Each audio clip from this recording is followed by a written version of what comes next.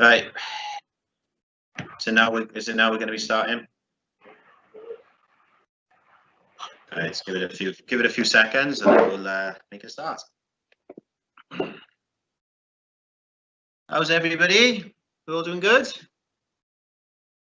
All having a good day so far? Yeah, I can see a couple of people are commenting with a thumbs up, which is a good sign. Okay, so let's get started.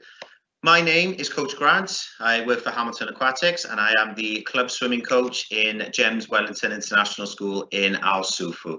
So today's topic, we're going to be talking about breaststroke. Everybody loves to swim breaststroke. Why? Because it's the easiest of strokes. So I got a little task for you all. In the chat box, my colleague Coach Dawa is going to be looking into the chat box, and we're going to ask you what makes a good breaststroke swimmer. So you can put your answers into the chat box, and we're going to explain to you what, excuse me, then we're going to explain to you what makes a good breaststroke swimmer. So I'm going to give you all 1 minute to quickly think of something. The first thing that pops up in your head, what makes a good breaststroke swimmer? Everyone put your answers in now.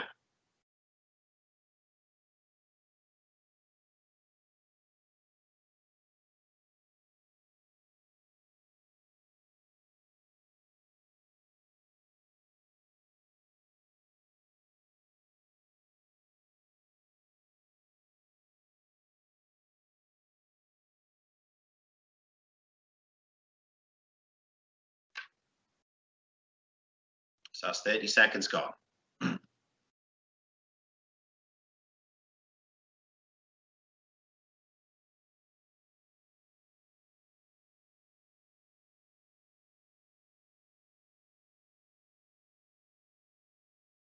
$15 seconds gone.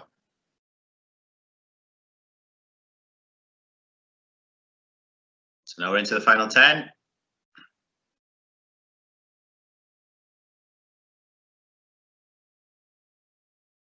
3, 2, 1. Okay, so let's go through a couple of answers. So there's 4 main things that makes a good breaststroke swimmer. So the first one is, clicked on the wrong box here. So the first one is efficiency. Now efficiency, excuse me, now efficiency is trying to reserve more energy in your swim, which allows you to maintain your speeds, okay? So that means nice, long, smooth breaststroke swim. So really powerful, narrow kicks, nice, long, smooth strokes. So we're trying to reduce the resistance to enable us to maintain that speed for our swim. The next one, technique. As the majority of coaches are always on to our swimmers, technique is the main key to a fast swim.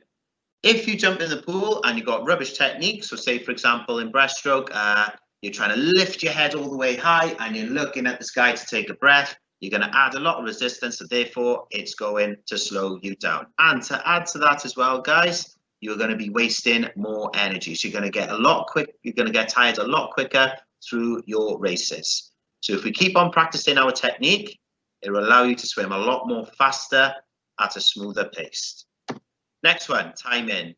This is the biggest key factor to a very good breaststroke swim. So timing is very important. So if you jump in the pool and you are rushing your stroke and your timing is out of the window, you're not going to have a good breaststroke swim. Okay, so that means we're concentrating on the timing of your kicks. So that means bringing your heels up towards your bottom and trying to kick your feet around. And also as well, when it comes to doing the stroke, it's getting the timing to pull the water around into the chest and then stretching it out. Power.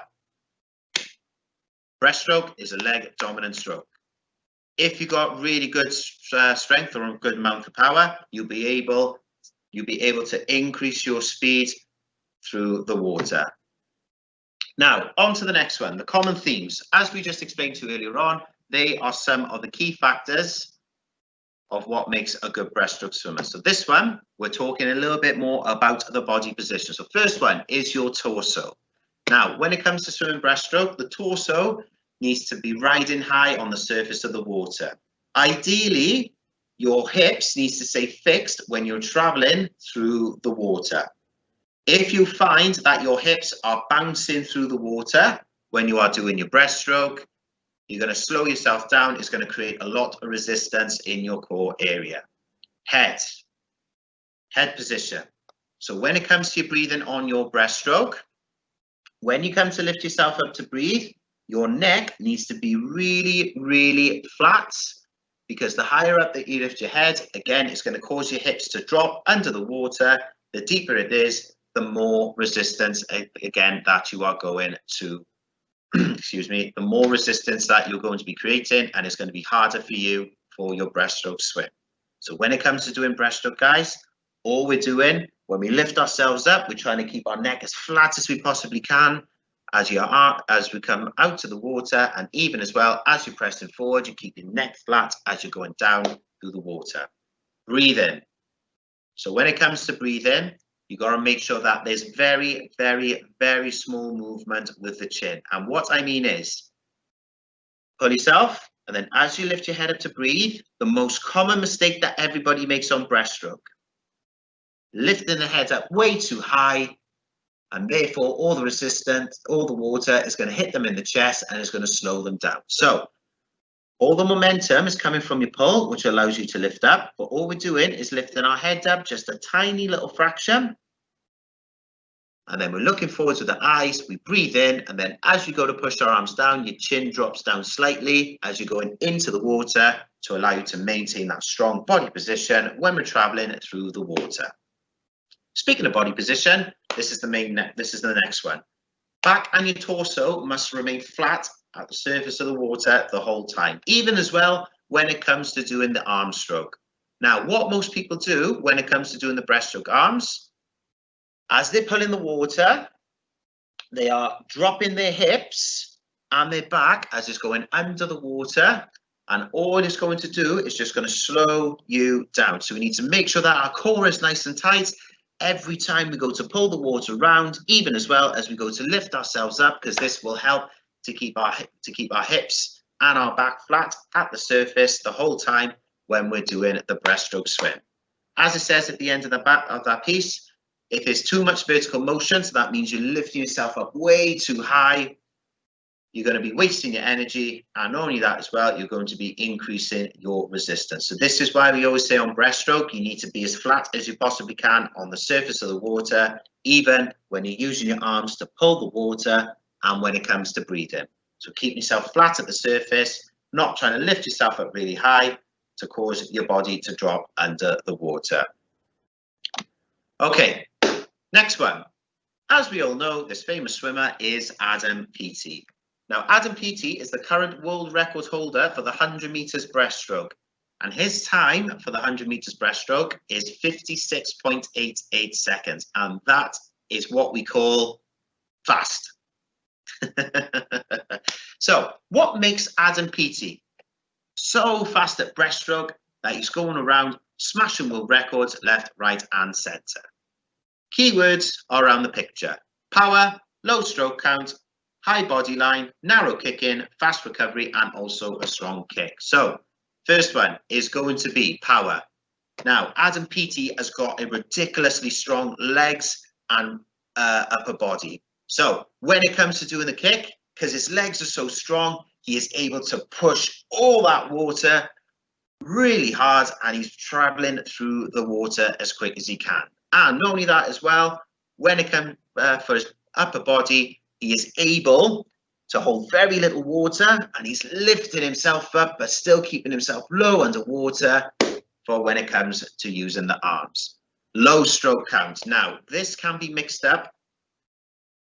Depends on what events you're going to do. So, for example, if you're going to do 50 meters or 100 meter events, you will find that the breaststroke swimmers have got really fast breaststroke arms. Faster recovery. Why is that? Because it's all about sprint and speed. They want to make sure that they're keeping that speed up throughout the race. If you're doing longer distance events, so for example, the 200 meters breaststroke, you'll find that the stroke counts are really low. So that means they're gliding much further through the water, probably for the first half of the race. And then the second half is just about putting your foot down on the gas, where you're increasing your stroke rate to allow you to maintain your speed throughout the entire race. High body line. So as we were explaining in the previous slide, the high body line. So that means your hips staying fixed on top of the water. If you watch all the professionals, especially as well like Adam Peaty, you'll find that his hips do not drop a tiny little fraction. They're literally rock solid at the surface. And also as well, when it comes to using his arms, even though he's lifting his body up just a little fraction, his hips are staying fixed at the water. And then as he goes to push forward, he's really, really, really propelling himself forward, followed by his kick. And that is why he's able to travel faster through the water. Narrow kicks. When it comes to doing the narrow kicks, bend your heels, bring your legs up just towards your bottom. Now, when it comes to doing the narrow kick on breaststroke, all you're doing, as you go to kick around slightly, you're literally pressing your feet down, which will then allow you to push the water, enable you to travel through a lot more quickly. So if you got a really wide breaststroke kick where you're kicking out as wide as you can, like as if you're doing a star float and then squeezing them together, it's just going to slow you down. So in order for you to make sure that you maintain that speed throughout, make sure that your kicks are really, really narrow. Fast recovery. So at this point on the recovery, it's the time that you get your arms from your chest out in front of you. Now, the most common mistake that everybody makes when it comes to doing the recovery on breaststroke is that they pull the water around, and by the time that they go to lift their head up, breathing forwards and arms are into their chest, they stop. The moment that you stop and your hands are into your chest, you're gonna start to sink under the water. So as soon as they tuck their arms in, all they're gonna do is get your hands out as quick as you can. And a strong kick. So as I said in the previous one, with regards to power, you've got to make sure that you have a strong kick in your breaststroke. So that means making sure that you're getting the right angle of your feet. And when it comes to kicking, you're using all that strength in your legs to really kick narrowly to enable you to push the water at a good speed. So, question to everyone. What can we do to improve our breaststroke swimming? Well, the two obvious answers for that one is doing some land training exercises to help improve your flexibility, your strength, your coordination, and some muscle activation. And then another one is also performing some drills, which I'm going to go through you now. So here are some examples of some breaststroke drills that we perform in swimming. First one, 3 kicks, 1 pull, and 2 kicks, 1 pull. So I love performing this drill with all of my swimmers. 3 kicks, 1 pull. Underwater, push off in a streamline position. You're going to do 3 breaststroke kicks under the water. Now this is going to help you build up your speed, and each kick that you do is going to bring you closer and closer and closer to the surface. By the time you've done your 3rd kick, you should be at the surface, and then that is where you do 1 pull to catch your breath, and then as you go to recover with your arms out in front of you, back down underwater, and you keep that cycle going. Now, the idea of this exercise, even though we're trying to use our legs to build up our speed to bring us up to the surface, it's all about maintaining that strong body position when you're at the surface, keeping those hips fixed when you're pulling through, and then as you push your arms in, all you're doing is trying to reach out as far as you can into your breaststroke, okay? And not only that as well, it allows you to concentrate on the timing of your kicks followed by the stroke. If we want to make this harder, guys, obviously we can increase it by doing 2 kicks, 1 pull. So that will mean you will not need to be so deep under the water. Next one, the 3-second glide swim.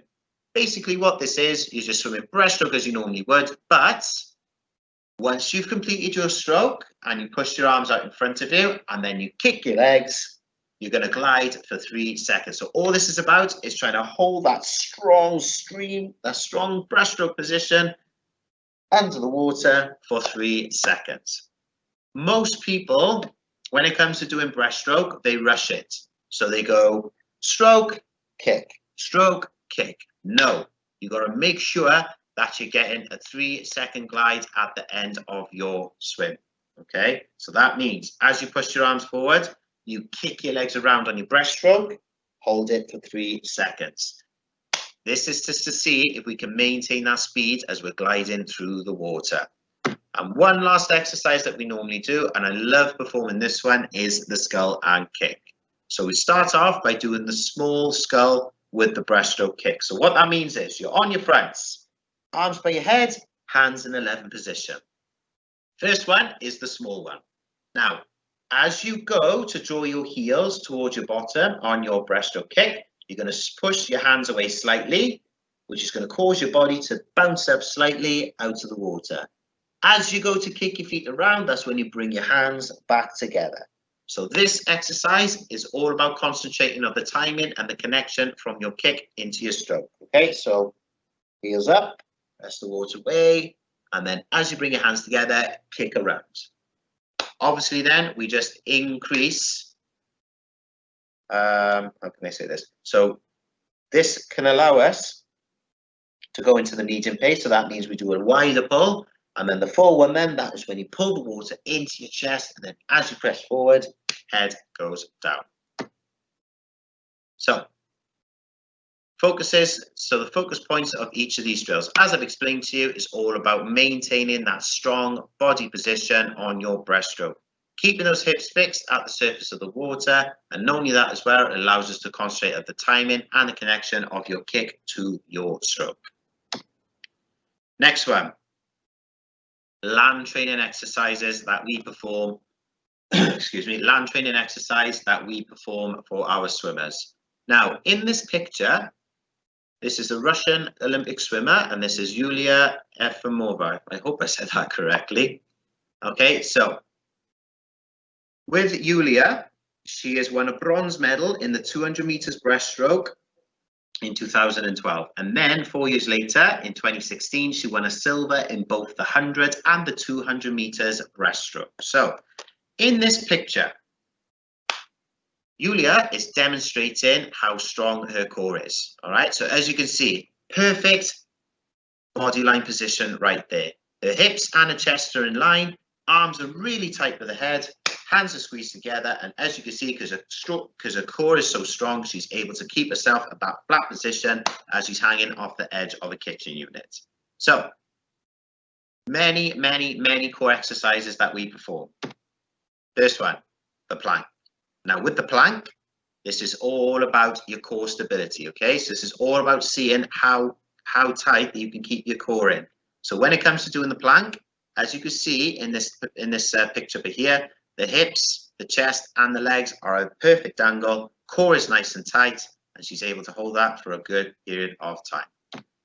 Another exercise that we do for the breaststrokers is squatting. So squatting, it's all about using the top of your legs, your quads, your quadriceps, and your hamstring muscles. So when it comes to performing the squats, back's nice and flat. You're sitting on your heels so that your legs are roughly a 90-degree position. And then all we're going to do then is use your legs to try and drive up to stand up properly. So you will find that a lot of breaststrokers will be really good with the squats. So if you think about it, when it comes to doing the breaststroke kick, as you bend your legs, you're almost bringing your legs to a 90-degree position, all right, which is almost mimicking the squat. And then that is when you go to kick around, press, using all your leg muscles to really push through the water. Next one, flexibility. Not just in breaststroke, obviously this is going to be with all of the other strokes. If you want to make sure that your swims are a lot more efficient, where you're reserving your energy and traveling a lot faster, you need to make sure that your flexibility is on point. That means making sure that you're stretching regularly after training, making sure that you're performing your warm-ups before, and making sure that all your joints are nice and loose. Now, as you can see in this picture below, when it comes to doing flexibility, it's all about really twisting your heels, twisting your feet, sorry, on your breaststroke kick, which will allow the palms of your feet to kick around and push the water through. Now, the more flexible you are, you will find that you'll be able to travel a lot faster and smoother by using very little energy. If you are not so flexible, so you're a little bit stiff in your body, you're going to find that you are not going to be able to get that full range of motion with your swims. So the more flexible you are, the bigger range of motion that you're going to perform in your swims, the less flexible that you are, the less range of movement that you're going to have in your swims. So before I hand you over to my colleague Dawa, before he goes on to explaining to you about the exercises that we perform for land training, if you have any questions, guys, please by all means put them in to the comment box on the screen. So, real pleasure to meet you all. Dawa, are you all ready for your presentation, my friends? Yes. Okay. So send the slide to Dawa. Are you up next?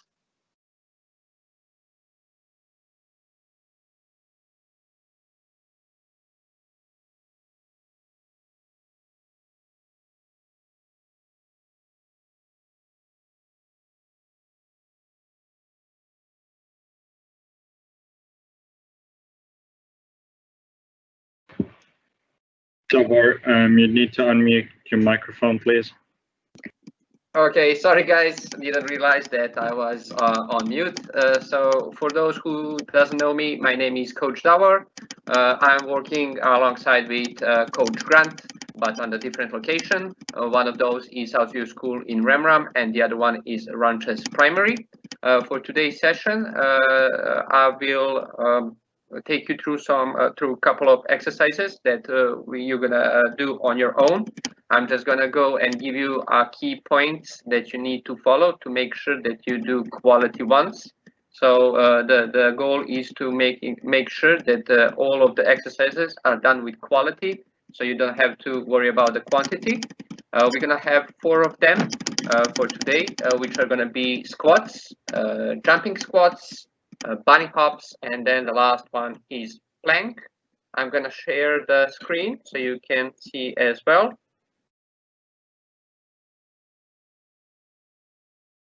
A second, and there we go.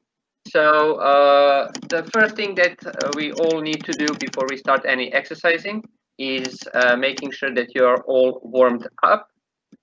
For the warm-up, we have 4 different parts. First thing, we have raising our temperature. Then after that, we mobilize our joints and muscles. Then we activate our body, and then the last thing is prime exercises. So last couple of weeks we were speaking about these kind of exercises. Just for the cardio is the best one to making sure you raise up your temperature. So we have a couple of them like jogging on the spot, high knees jogging, jumping jacks, or kick your bottom, or also called heel flicks. All of these should be done for 30 seconds each one, and then you give yourself a rest of 10 seconds in between before you start for the next one. Then a couple of examples for the mobility, activating, and prime exercises. You can find more on Swim England website if you want to know which ones are there to do. I'll just put some examples so you can see. So for mobility, we have seated neck rotations and upper trapezius. Then for activating our body, we have double leg glute bridges or sideline clamps. And then the last one, prime exercises, are push-ups and squats. This is just an example how many times you should be doing them. For the warm-up, usually spend from 10 to 15 minutes before you go into the main part of the session. So as I said, today we're going to go through 4 of exercises. We have squats, jumping squats, bunny hops, and plank. Squat, the goal is to do 4 series of 20 squats. Then we have 4 series of 10 jumping squats, and then we have 4 series of 10 bunny hops, and then the last one is 45 seconds times 4 for plank. After each series that you do, make sure that you give yourself a little bit of rest. So 30 seconds to up to a minute is enough in between the series, and then just go through each one of them. So I'll be showing you one by one and telling you the key points that you need to follow. So for the squats, as you can see on the picture, it's very important to keep yourself on your soles at all times. So do not go onto your toes. Do not lift your heels, or opposite, do not lift your toes and leaving your heels down. You have to have shoulder wide stand. So make sure that your feet are not too close or not too wide, just up to the shoulders. And then as you go down, make sure that you do not lean forward. Okay, you need to keep your back nice and straight. You can keep your arms in front, or you can put them onto your chest, or you can even put them behind your back, behind your head. So you can put them behind your head. It's one of the easiest one to follow. And then you make sure that you go deep enough. So imagine there is a chair behind you that you want to sit on. You need to go all the way up to that chair, and then from here, push yourselves up. Okay, both movements up and down should be nice and controlled. So once again, hands behind the head, shoulder wide stand, bend your knees all the way up to that chair, keeping your back straight, then push up, down, and up. If you want to make it a little bit more difficult, you can keep your arms in front of you, but make sure they do not drop down or go up. Okay, so they need to be straight in front of you, parallel to the ground, and up. Give yourself down and up, and very important, making sure that that back stays nice and straight. I'll show you for this angle as well. So if you want to make it easier, hands behind your head, down, up, nice and controlled, shoulder wide stand. Make sure that you go deep enough and that you do not lean forward with your chest. Okay, so it has to be nice and straight and going up and down. So you have to do 20 of these before you make yourself a break, and then you have to do 4 rounds of squatting. The next one will be squat jumps. So 2 different variations for this one. One being with hands behind your back. So it's the same thing. You're going to go down, and then as you go up, you need to push yourself as hard as you can, jump off the ground, aim to jump as high as you can. So one variation is keeping your hands behind your head, going down, and then jump. The other one, you can use your hands by your side, and then as you go down, you lift them up to your chest, and then as you jump, you're going to push with them, drive down to help you to build that momentum to jump as high as you can. So I'm going to demonstrate. Down, putting my hands in front, and then jump, hands go down. Down, hands in front, hands down as you jump. Okay. Also, make sure that each movement is nice and controlled as you go down, and then as you go up, make sure that you straighten up your back and keep it straight. Okay, so do not jump like this. It's bad. Make sure that you lift your head up, looking forward, and jump, looking straight at all times. So you have to do only 10 of these. As I told you, we're gonna focus onto the quality of the exercises. So do not worry about the quantity.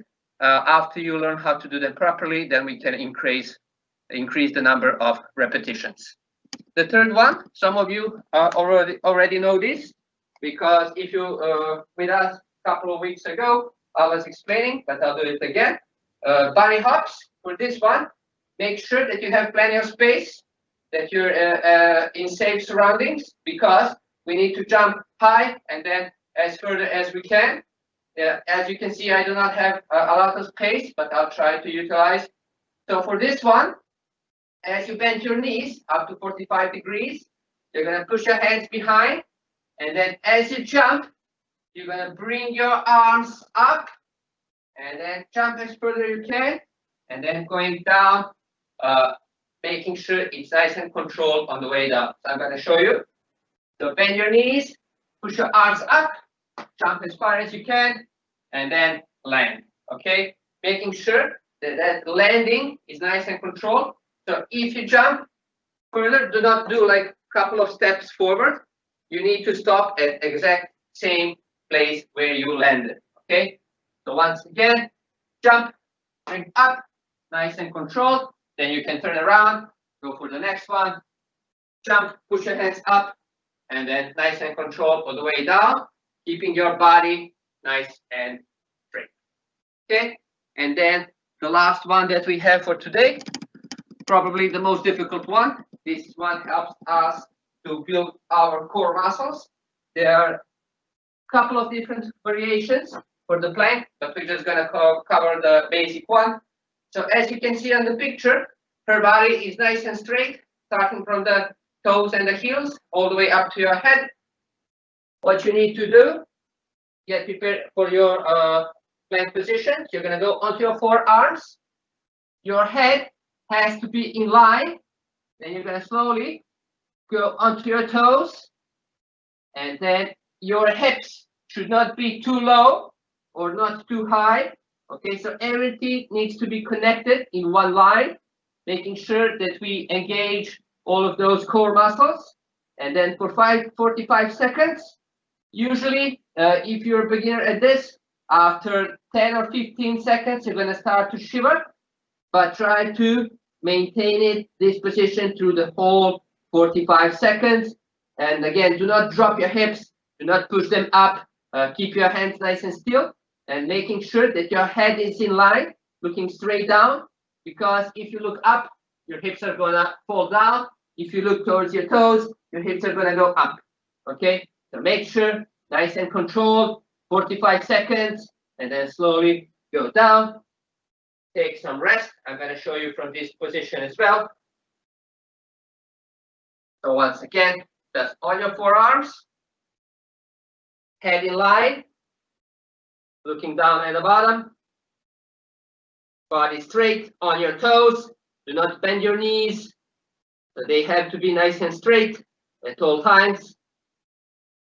And then as you are holding the position, make sure that you also breathe properly, nice and easy. Deep inhale and then exhale throughout the exercise. So if you guys have any questions, don't be shy, put them into the Q&A section, and then me and Coach Grant will answer them as you ask any question.